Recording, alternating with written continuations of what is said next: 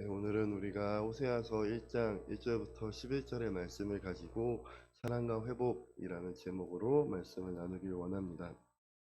우리가 말씀을 좀 듣기 전에 말씀 안에 있는 그 모든 어떤 배경이나 그런 시대적인 상황들을 조금 더 나누면서 시작하고 싶은데요. 일단 호세아가 누군지에 대해서 우리가 좀 나누고 싶습니다. 호세아는 일단 북이스라엘에서 하나님께서 부르신 선지자이고요. 약 주전 8세기 정도에 하나님께서 부르셨고 그 당시에 통치자는 여로보암 2세인 것입니다. 이 여로보암 2세가 통치하던 이 시기는 아주 국가적으로 번영했고 아주 강건했던 시기였다라고 볼 수 있는데요. 이스라엘 백성들은 아주 강건했고 또 나라가 아주 번성했기 때문에 아주 돈이나 먹을 것들이나 그런 것들이 풍성했던 시기인 것입니다.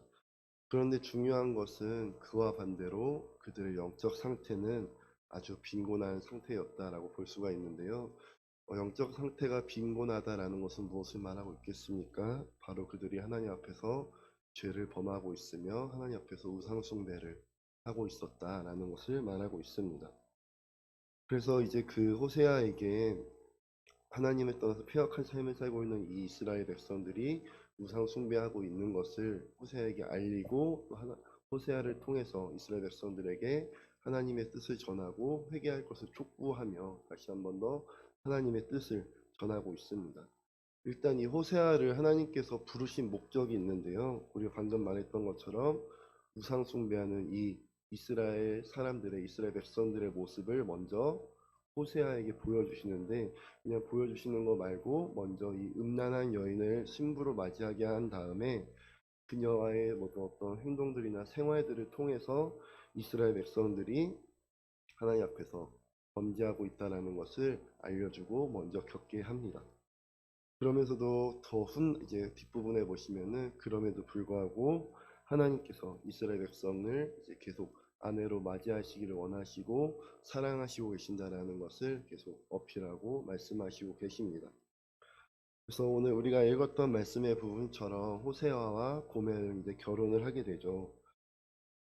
일단 고멜을 고멜을 음란한 여자라고 표현하고 있는데, 어떤 부분에서는 좀 창녀와도 같은 부분이라고 볼 수 있지만, 우리가 알고 있는 이 창녀라는 상황이 그저 환경적으로 돈이 없어서 돈을 벌기 위해서 그런 음란한 짓을 하는 것이 아니라, 그 고멜이라는 여자의 어떤 성격이나 특성이 계속 음란하고 계속 우상 숭배하는 그들의 이스라엘 백성들의 모습을 잘 나타내고 있다라는 것이죠. 우상 숭배하고 있는 그리고 죄를 짓는 이스라엘 백성들의 모습을 호세아에게 보여주기 위해서 이 고멜이라는 여자와 결혼을 하게 하고요. 그 여자와의 고멜과의 결혼을 통해서, 그리고 계속 그 어떤 환경들을 통해서 아들들을 낳고 딸들을 낳고, 그리고 다시 한 번 더 그 여자를 되찾아오는 그 상황들을 통해서 이스라엘을 하나님이 얼마나 사랑하시고 계시는지, 포기하지 않으시는 하나님의 마음을 계속 나타내고 계십니다. 호세아와 고멜에게는 세 명의 자녀가 있었습니다. 어떤 학자들은 호세아와 고멜 사이에서 태어난 모두 호세아가 아버지인 세 자녀다라고 하는 학자의 견해도 있고요. 또 어떤 학자의 견해에서는 각자 다 아이들의 아버지가 다르다라고 보는 견해도 있습니다. 물론 이것도 중요한 부분이겠지만은 지금 이 시간에는 그것보다는 이 아들들, 그 자녀들의 이름의 가운데 하나님께서 또한 숨겨놓은 뜻, 하나님께서 말씀하시고자 하는 뜻이 무엇인지를 우리가 보기를 원합니다. 첫 번째 자녀의 이름은 우리가 보았듯이 이스르엘입니다. 그의 이름의 뜻은 무엇이냐면은 하나님께서 흩으신다라는 것입니다. 실제로도 이 이스라엘 백성들은 이 이스르엘, 즉 흩으신다라는 뜻처럼 결국 훗날에는 아수르에 의해서 북이스라엘이 멸망하게 되죠. 그래서 이 이스라엘 백성들이 아수르에 의해서 멸망한 다음에 아수르에 다 잡혀가는 사람들도 있고, 아수르에 의해서 죽은 사람들도 있고, 그리고 아수르에 끌려가서 포로로, 그리고 각자 그 아수르 안에서도 막 흩어지는 일들이 실제로도 일어나게 되죠. 두 번째 자녀의 이름은 로르하마입니다. 로르하마의 이름의 뜻은 무엇이냐면은 긍휼히 여김, 불쌍히 여김을 받지 못하는 자라는 뜻입니다. 그리고 세 번째 자녀의 이름은 로암미입니다. 그 로암미의 이름의 뜻은 무엇이냐면은 내 백성이 아니다라는 것이죠. 그 세 자녀의 이름을 통해서 지금 이스라엘 백성들을 하나님께서 어떻게 바라보고 계시는지에 대해서 지금 말씀하고 계신 것이죠. 이스라엘 백성들이 지금 계속 우상 숭배를 하고 하나님 앞에서 죄를 범죄하고 있기 때문에 내가 너희들을 흩을 것이며 나는 너희를 긍휼히 여기지 않을 것이며 그리고 나는 너희는 지금 상태가 내 백성이 아니다라는 것들을 나타내고 계시는 것입니다. 물론 3장부터는 3장부터는 하나님께서 이 자녀들의 이름을 조금 바꾸어 주십니다. 일단은 로루하마와 로암미라는 이름 맨 앞에 보면 어떤 글자가 있죠? 한 글자? 로가 있죠. 로. 이 로라는 글자는 바로 부정사를 의미하고 있는데 즉 뭐뭐가 아니다라는 것입니다. 그래서 지금은 로루하마잖아요. 로루하마라는 말은 루하마라는 이름의 뜻은 긍휼히 여김을 받다라는 뜻이거든요. 그런데 로가 붙었기 때문에 긍휼히 여김을 받지 못한다라고 하는 것이고 로암미의 이름은 훗날에 암미로 바뀌는데 암미라는 뜻은 내 백성인 것이죠.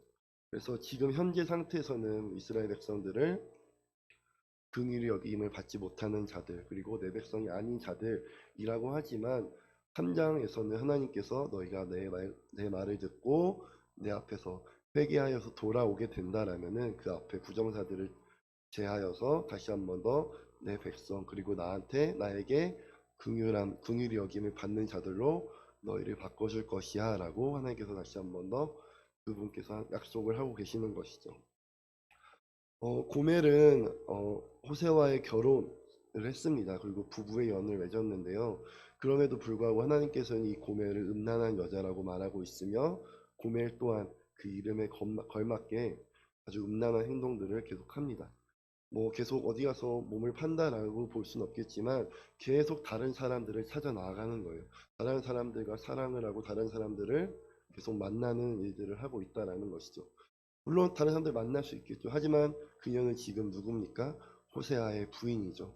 호세아와의 결혼을 했기 때문에 그녀는 다른 사람들과의 만남을 이어가서는 안 되는 것이고 고멜이 호세아를 냅두고 다른 사람들을 만나는 것은 바로 호세아와의 그 결혼을 아주 우습게 여기고 그 결혼이라는 신성한 관계를 깨트리고 있다라는 것입니다. 이쯤에 이쯤에 한번 이 유대인들에게 있어서 전통 결혼식을 한번 살펴보았으면 좋겠는데요. 아주 조금 복잡합니다. 아주 과정이 길고요. 일단은 결혼할 사람이 생기면은 신랑은 세 가지를 들고 신부의 집으로 찾아가게 됩니다. 신랑은 지참금을 가져가고요. 지참금 아시죠? 여자 신부의 가정에 주는 돈, 그리고 약혼 증서, 그리고 포도주가 들어있는 가죽 부대를 가지고 신랑은 신부의 집으로 찾아가게 됩니다. 먼저 신부의 집에 찾아가서 아버지를 만나게 되고 1차적으로 그의 아버지가 수락을 하게 된다라면은 그의 아버지는 그녀의 딸, 즉 신랑이 결혼하고자 하는 아내를 부르게 됩니다. 그럼 그 아내가 이제 신랑 앞에 나와서 신부까지도 만약에 수락을 한다라면은 신랑이 가져온 그 포도주를 마십니다. 그것은 1차적으로 수락을 의미하고 있고요. 그렇게 됨으로써 1차적으로 약혼이 이루어지게 됩니다. 그렇게 약혼이 이루어지게 되면은 이 둘은 바로 그냥 결혼이 끝나는 것이 아니라 약 1년 혹은 그 이상의 시간을 서로 볼 수 없게 떨어지게 되죠. 떨어지게 됨으로써 각자 신랑은 신랑의 아버지와 신부는 신부의 부모님과 함께 계속 동행하면서 어떤 행동들을 하게 됩니다. 그것은 무엇이냐면은 신랑은 먼저 다시 한번 자신의 집으로 돌아간 후에 신혼방을 준비합니다. 이제 결혼하면 신부와 함께 지낼 그 신혼방을 준비하게 되는 것이고요. 신부는 계속 이제 신랑이 언제 올지는 모릅니다. 언제 올지는 모르지만 신랑이 돌아왔을 때 혹시나 신랑이 실망하거나 준비가 덜 된 모습을 보이지 않기 위해서 항시 준비하면서 대기하고 있는 것이죠. 그래서 신랑은 계속 신혼방을 만들고 준비하는 과정 가운데 이제 신랑의 아버지의 허락이 있어야 합니다. 신랑의 아버지가 먼저 신랑에게 허락을 해주죠. 이제 너는 신부에게 가서 결혼의 과정을 다시 한 번 더 밟아도 된다라고 이제 허락이 떨어지게 되면은 그때서야 신랑은 다시 한 번 더 신부의 집으로 찾아가게 됩니다. 찾아갈 때 이제 신랑은 결혼 증서를 다시 한 번 더 가지고 신부의 아버지에게 가게 되고요. 신부의 아버지가 다시 한 번 더 이제 결혼을 수락하게 되면은 신부의 아버지는 신부를 다시 한 번 더 부르고, 그리고 이제서야 신랑과 신부는 이제 신부의 집을 떠나서 신랑의 집으로 되돌아가게 됩니다. 그때 이제 신랑의 아버지가 결혼을 다시 한번 승낙하게 되며 온 마을 가운데 이제 나팔을 불게 되는데요.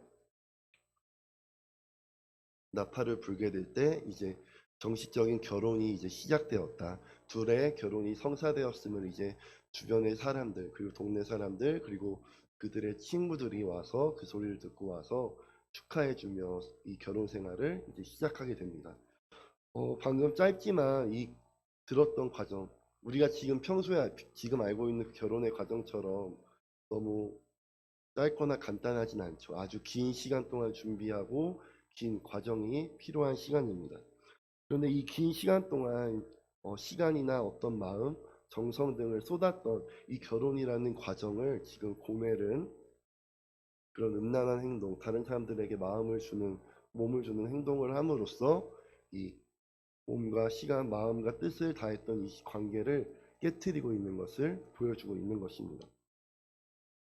호세아서의 내용은 첫 번째 우리가 읽었던 1장 그리고 3장까지의 내용을 보면은 음란한 고멜과의 결혼을 통해서 이스라엘의 우상 숭배하고 있는 모습들을 보여주고 있고, 또 호세아가 그들에게 나아가서 회개를 촉구하며 다시 한번 하나님은 당신들을 사랑하고 용서하시기 원하고 되돌아오기를 원하신다라는 것들을 선포하고 있고요. 그럼에도 불구하고 4장 이후의 말씀들은 제사장들이나 어떤 백성들의 죄된 모습들, 다시 한번 더 회개를 촉구하지만 그들이 하나님 앞에서 회개하기를 거절하고 있고, 그리고 다시 한번 더 하나님에 대한 심판에 대한 경고를 호세아가 하지만 그들은 무시하고 다시 한번 그들에 대한 형벌, 그들이 죄를 범함으로써 받게 될 형벌들을 계속해서 알려주지만 그들은 무시하게 되고 결국에는 이 북이스라엘이 아수르에 의해서 멸망하게 되는 것들을 볼 수가 있습니다. 호세아 7장에서는 특별히 이 이스라엘이 지금 이 죄를 범하고 있는 이 상태를 네 가지 상태로 표현하고 있는데요. 일단 호세아서 7장입니다. 4절과 8절과 11절, 16절에서 네 가지 상태로 이 이스라엘 백성들의 상태를 표현하고 있는데요.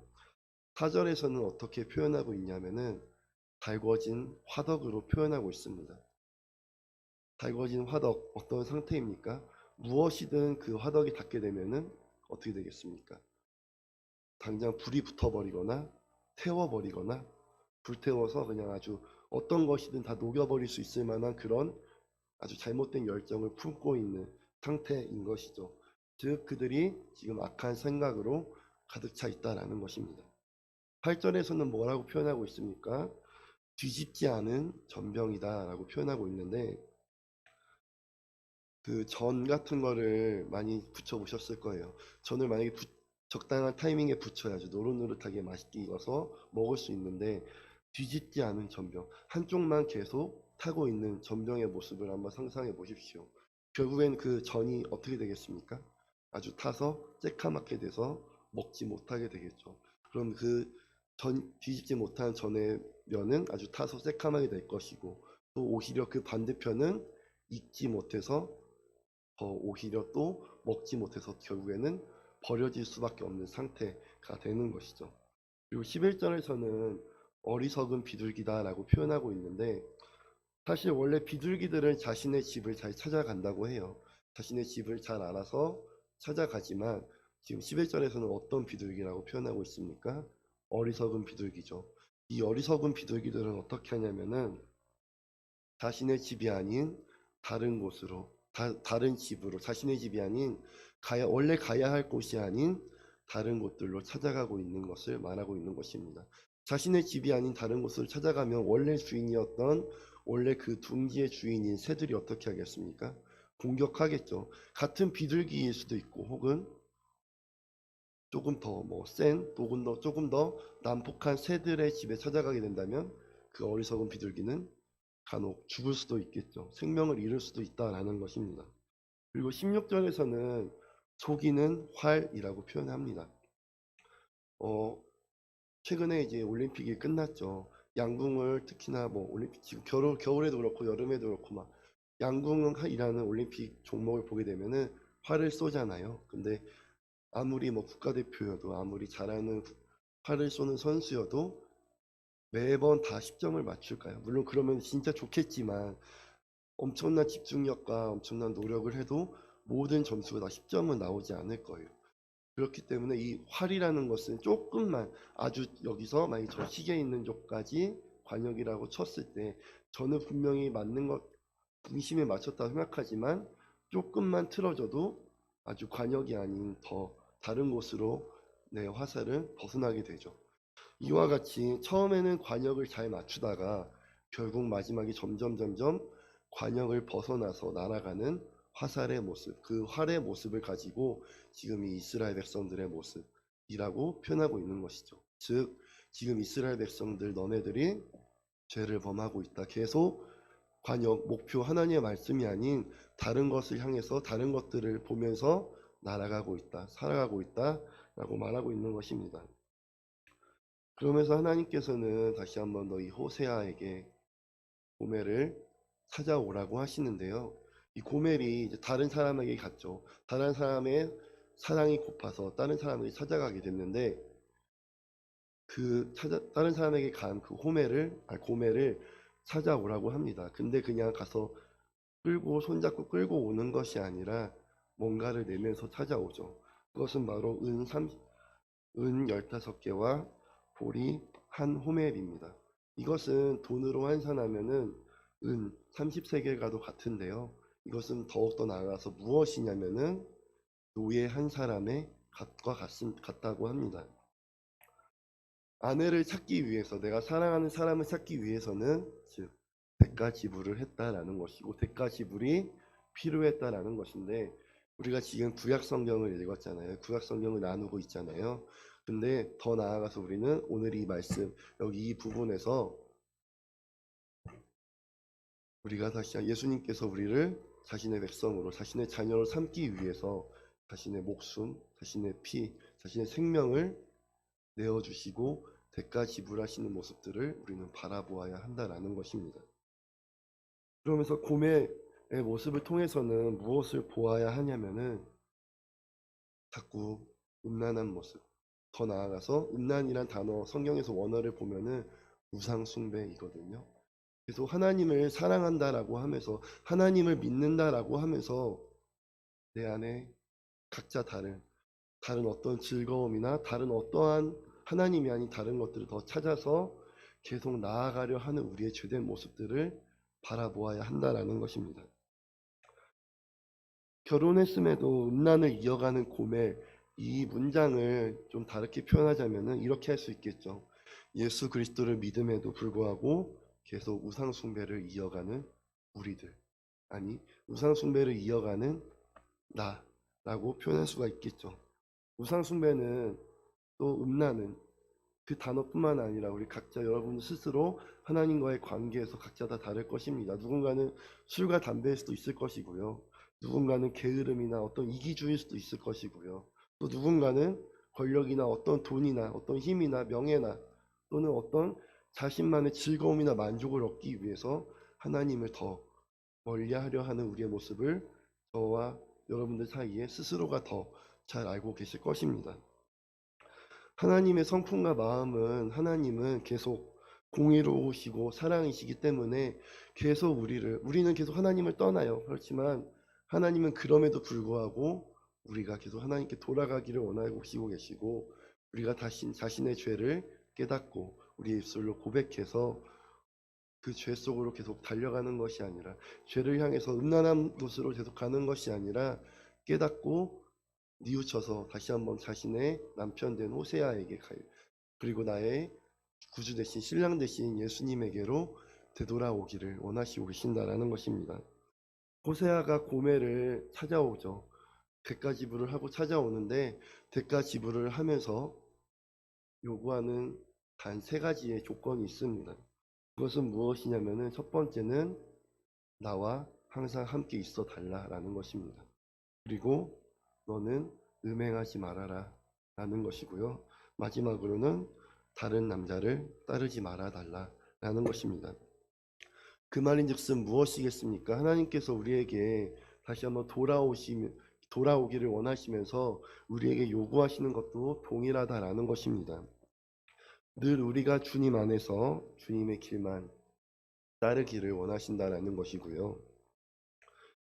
하나님 안에 거한다라는 것은 우리의 어떤 개인의 자유를 올가매는 것이 아니라 오히려 우리가 죽음의 길로 계속 가고 있고 죽음으로 향해서 달려가고 있기 때문에 죽음의 길이 아닌 올가매는 것이 아닌 구속이 아닌 오히려 생명의 길로 그리고 살 수 있는 기회를 생명의 기회를 우리에게 주시고 있다라는 사실인 것입니다.